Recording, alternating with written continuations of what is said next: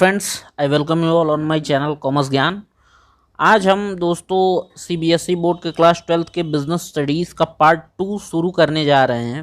ये बाकायदे एक पूरी सीरीज़ होगी जिसके एक एक जो 4 चैप्टर है, एक एक करके हम देखेंगे। फिनेंशियल मैनेजमेंट, फिनेंशियल मार्केटिंग और कंज्यूमर प्रोटेक्शन।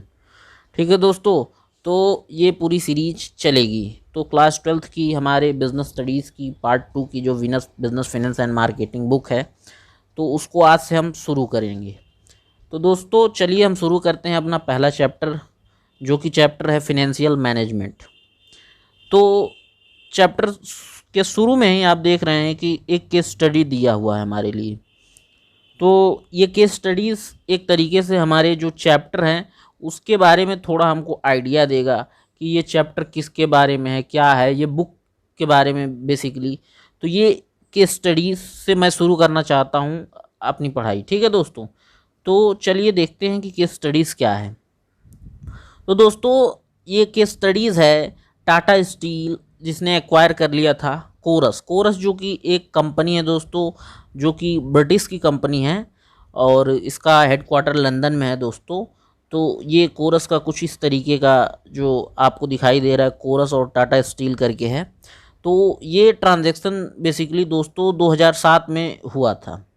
ठीक है, तो चलिए हम देखते हैं। Tata steel the biggest steel producer in the India private sector has acquired Corus. जैसा कि आप जानते हैं टाटा स्टील हमारे भारत का पहला जो स्टील कंपनी है जो सबसे ज़्यादा प्रोड्यूस करता है इस समय स्टील, और उसके पास सबसे ज़्यादा एसेट है। दूसरे नंबर पे सेल आता है दोस्तों steel authority of India limited, और फिर उसके बाद JSW लिमिटेड आता है जो कि है Jindal south west Jindal group का है।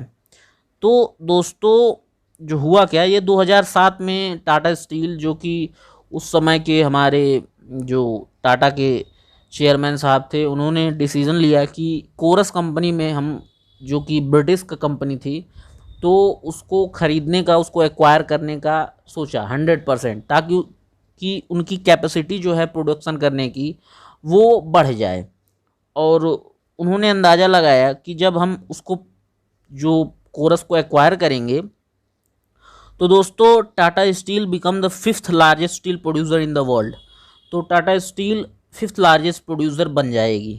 तो ये सोच के उन्होंने जो है पैसा लगाया वहाँ पे। तो हुआ क्या दोस्तों, ये टोटल $8.6 बिलियन की जो ट्रांजैक्शन हुआ था। तो दोस्तों टाटा स्टील ने इस $8.6 बिलियन को, क्योंकि इसका पेमेंट करना पड़ेगा कोरस कंपनी को, तो उसने लगभग $8 बिलियन का लोन लिया दोस्तों, डेप्ट यानी लोन। तो उसने लोन लिया $8 बिलियन का। अब दोस्तों हुआ क्या, इसके लिए उसने अपने सब्सिडरी जो है एक टाटा स्टील यूके करके है, उसका प्रयोग किया। उसने डायरेक्ट टाटा से नहीं लेके कंपनी से लोन, उसने एक अपनी सब्सिडरी द्वारा लोन लिया और उसका पेमेंट किया दोस्तों। तो जैसा कि आप देख रहे हैं कि इतना बड़ा डिसीज़न उसने लिया, तो जो उसका इम्पैक्ट होगा वो तो needless to emphasis that decision like this affect the future of the organisation. उसके फ्यूचर पे इसका बहुत बड़ा डिपेंडेंस होगा। ठीक है दोस्तों, और ऐसे डिसीजन जो लिए जाते हैं इतना बड़ा $8.6 बिलियन की जो है, तो आप लगभग मान के चलिए कि आज के संदर्भ में देखा जाए तो लगभग 58,000 करोड़ या 60,000 करोड़ के लगभग ये बैलेंस जो अमाउंट आता है जो ट्रांजैक्शन का। तो इतना बड़ा डिसीज़न लेने से पहले दोस्तों हमें बहुत ही सोचना चाहिए। तो ये बेसिकली एक फिनेंसिंग डिसीज़न है दोस्तों, एक फिनेंसिंग डिसीज़न जो इन्होंने टाटा कंपनी ने लिया कोरस को परचेज करने के लिए। लेकिन इसका इम्पैक्ट क्या हुआ दोस्तों, तो इम्पैक्ट तो हमारी बुक में नहीं दिया है दोस्तों, लेकिन हम आपको बताना चाहते हैं कि इसका इम्पैक्ट क्या हुआ।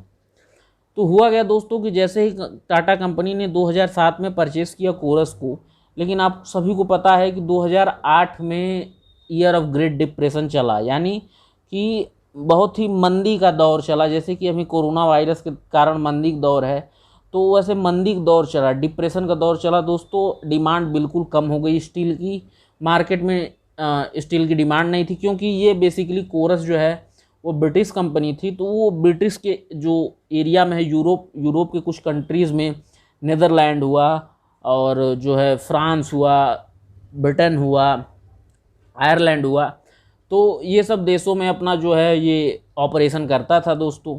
तो यहाँ क्योंकि पहले से ही मैच्योर मार्केट थी, ऊपर ले अब वहाँ डिमांड रही नहीं क्योंकि डिप्रेशन है।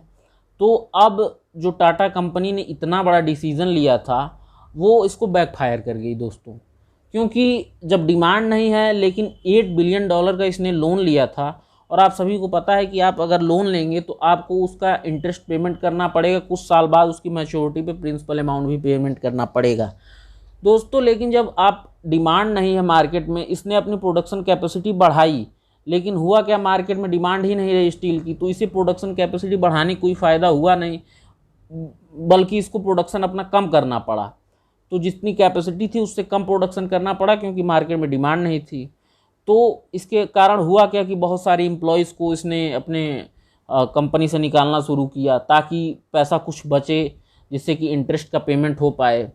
लेकिन दोस्तों कुल मिला के ये एक डिसीज़न बहुत ही ख़राब डिसीज़न निकला कि कंपनी पेमेंट अपना जो लोन है उसका इंटरेस्ट भी पेमेंट करने में उतना सक्षम नहीं हो पा रही थी, जिसके कारण कंपनी ने बहुत सारे अपने प्लांट जो हैं उसको बेचे और बहुत सारे एम्प्लॉयज़ को निकाला दोस्तों। और लास्ट में हुआ क्या कि इसको कंपनी का जो टाटा है उसने 50% इसका शेयर भी उसको बेचना पड़ा अपने कंपनी का, क्योंकि दोस्तों इतना बड़ा उसने डिसीज़न लिया, उसने लोन भी लिया, लेकिन जो उसने सोचा था कि डिमांड बनेगी और बराबर रेवेन्यू जनरेट होगा, हम इंटरेस्ट पेमेंट कर देंगे, उसके बाद कुछ प्रॉफिट भी कमा के बाद में उसका मैच्योरिटी पे पेमेंट करके प्रिंसिपल और अपनी प्रोडक्शन कैपेसिटी बना के 5th लार्जेस्ट प्रोड्यूसर हो जाएंगे हम स्टील के।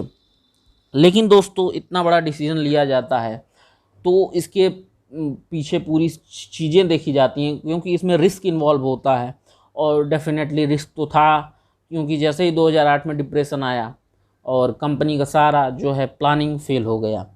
तो दोस्तों इसीलिए हम फिनेंशियल मैनेजमेंट पढ़ते हैं ताकि हम किस तरीके से पता करें कि हम कहाँ से पैसे लाएं, हम इक्विटी से पैसा लाएं, हम डेब्ट से पैसा लाएं।